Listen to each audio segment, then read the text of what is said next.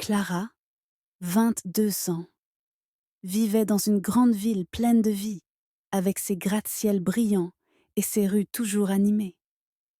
Elle habitait un immense appartement tout en haut d'un immeuble luxueux, avec une vue magnifique sur la ville.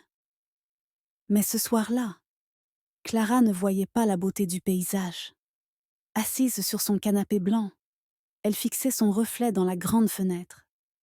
Ses cheveux blonds, d'habitude parfaits, étaient en désordre. Ses yeux bleus, habituellement vifs, étaient rougis par les larmes. Clara avait tout, une immense fortune, une beauté impressionnante et une vie de rêve. Pourtant, elle se sentait vide. Les hommes qu'elle rencontrait ne voulaient d'eux que son argent, jamais son cœur. Chaque relation finissait mal, et ce soir, après une nouvelle rupture, Clara avait atteint ses limites. Debout devant la fenêtre, elle regarda la ville en contrebas. Et si tout ça n'était qu'une illusion ? Se demanda-t-elle. Une idée folle lui traversa l'esprit. Et si elle abandonnait tout pour découvrir qui elle était vraiment ? Et si elle se déguisait en SDF pour trouver un homme qui l'aimerait pour elle et non pour son argent ?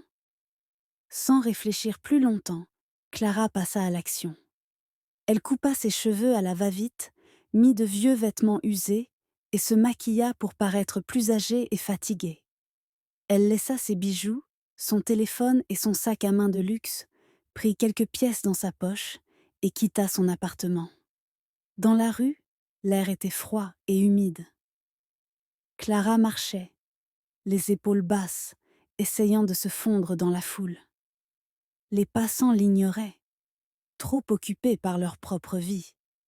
Elle s'assit sur un banc près d'un arrêt de bus et observa les gens. Un homme en costume s'approcha, et Clara espéra un instant qu'il lui offrirait de l'aide. Mais il lui lança un regard méprisant et s'éloigna rapidement. Clara serra les dents, une boule dans la gorge. « Est-ce que j'ai fait le bon choix ? » se demanda-t-elle. Mais elle n'avait pas le temps de douter. La nuit tombait, et elle devait trouver un endroit pour dormir. Elle se leva et continua à marcher, déterminée à tenir bon. Quelque part, dans cette ville immense, il devait bien y avoir quelqu'un qui verrait en elle plus qu'une mendiante. Quelqu'un qui l'aimerait pour ce qu'elle était vraiment. Clara marchait dans les rues sombres de la ville, les pieds déjà douloureux, dans ses vieilles chaussures usées. La nuit était tombée, et l'air devenait de plus en plus froid. Elle cherchait un endroit pour dormir, mais chaque coin semblait déjà occupé par d'autres sans-abri ou trop dangereux pour elle. Alors qu'elle passait devant un fast-food, l'odeur de nourriture lui fit mal au ventre. Elle n'avait presque rien mangé de la journée. Elle s'approcha timidement d'un homme assis à une table à l'extérieur, en train de finir un burger. « Excusez-moi, monsieur, » commença-t-elle, la voix tremblante. L'homme la regarda avec dégoût. « Dégage !» grogna-t-il, avant de détourner les yeux. Clara recula, le cœur serré. Elle n'avait jamais été traitée ainsi. Elle continua à marcher, essayant de ne pas croiser les regards des passants. Un peu plus loin, un autre homme, plus jeune et mieux habillé, l'interpella. « Hé, toi, tu cherches quelque chose ?» Clara se tourna vers lui, un peu d'espoir au fond des yeux. « Je cherche juste un endroit pour dormir, » répondit-elle timidement. L'homme sourit, mais son sourire était étrange, presque menaçant. « Je peux t'aider, mais ça va te coûter quelque chose, » dit-il en la dévisageant de manière insistante. Clara comprit immédiatement ce qu'il voulait dire. Elle recula, effrayée, et s'enfuit sans un mot. Le reste de la nuit fut un cauchemar. Clara erra dans les rues, évitant les regards et les dangers. Elle finit par trouver un coin un peu abrité sous un pont, où elle s'allongea sur un morceau de carton. Le sol était dur et froid, mais elle était trop épuisée pour chercher mieux. Le lendemain matin, Clara se réveilla tôt. le corps courbaturé et l'estomac vide. Elle se leva et recommença à marcher, déterminée à tenir bon.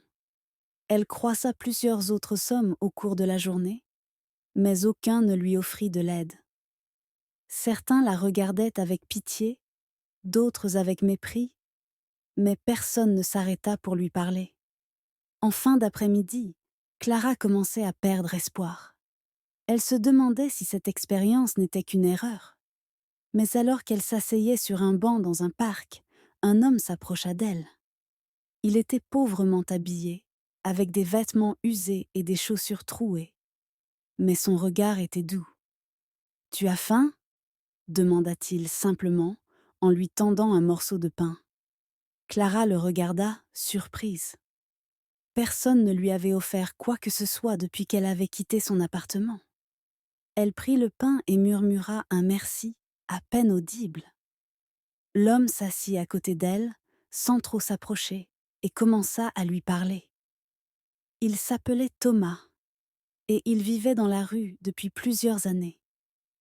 Il lui raconta des histoires sur sa vie, sur les gens qu'il avait rencontrés, et sur les petits bonheurs qu'il trouvait malgré tout. Clara l'écouta, fascinée.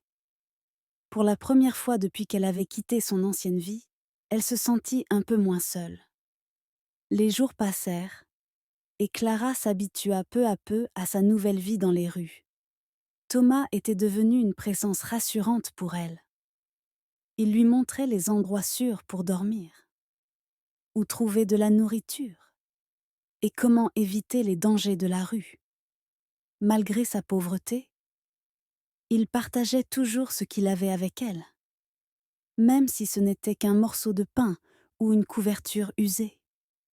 Un après-midi, alors qu'ils marchaient ensemble dans un quartier commerçant, Clara remarqua une boutique de vêtements. À travers la vitrine, elle vit une robe élégante qui lui rappela sa vie d'avant. Elle s'arrêta un instant, le cœur serré. Thomas la regarda, puis suivit son regard. « Tu aimes ça ?» demanda-t-il simplement. Clara hocha la tête, un sourire triste aux lèvres. « C'est juste, ça me rappelle des souvenirs. » Thomas ne posa pas de questions, mais Clara sentit qu'il comprenait. Il lui prit la main et l'entraîna plus loin, vers un petit parc où des musiciens de rue jouaient une mélodie douce. Ils s'assirent sur un banc et écoutèrent la musique en silence. Au fil des jours, Clara et Thomas passaient de plus en plus de temps ensemble. Ils partageaient leurs histoires, leurs rêves et leurs peurs. Clara apprit que Thomas avait perdu son travail et sa famille avant de se retrouver dans la rue. Malgré tout, il gardait une attitude positive et un grand cœur. Un soir, alors qu'ils partageaient un repas frugal composé de sandwichs offerts par une association caritative, Thomas regarda Clara avec un sourire timide. « Tu es différente des autres, » dit-il. « Je ne sais pas comment l'expliquer, mais tu as quelque chose de spécial. » Clara sentit son cœur battre plus vite. Elle se demanda si c'était le moment de lui révéler la vérité sur sa vie passée. Mais elle hésita, craignant de tout gâcher. Les semaines passèrent, et Clara et Thomas devinrent inséparables. Ils partageaient tout, leurs repas, leurs souvenirs, et même leurs rêves d'un avenir meilleur. Clara se sentait de plus en plus attachée à Thomas, mais elle savait qu'elle ne pouvait pas continuer à lui cacher la vérité. Un soir, alors qu'ils étaient assis sur un banc dans un parc tranquille, Clara prit une profonde inspiration. « Thomas, il y a quelque chose que je dois te dire, » commença-t-elle, la voix tremblante. Thomas la regarda, intrigué. « Qu'est-ce qu'il y a ? Tu peux tout me dire ?» Clara hésita un instant, puis plongea. « Je ne suis pas vraiment une SDF. J'ai abandonné ma vie d'avant pour trouver quelqu'un qui m'aimerait pour moi, et non pour mon argent. » Thomas resta silencieux un moment, puis éclata de rire. « Je le savais, » dit-il en souriant. « Je savais qu'il y avait quelque chose de différent chez toi. » Clara le regarda, surprise. Tu n'es pas en colère? Thomas secoua la tête. Non, je t'aime pour qui tu es, pas pour ce que tu as.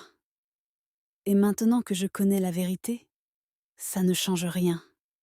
Clara sentit des larmes lui monter aux yeux. Elle avait enfin trouvé ce qu'elle cherchait, un amour authentique. Quelques mois plus tard, Clara et Thomas commencèrent une nouvelle vie ensemble. Clara utilisa une partie de sa fortune pour aider Thomas à trouver un travail et un logement décent. Ils se marièrent dans une petite cérémonie intime, entourés de quelques amis proches. Et vous, croyez-vous que l'amour vrai existe, même dans les circonstances les plus improbables? Dites-nous depuis quel pays vous suivez cette vidéo et partagez votre avis en commentaire à Anar.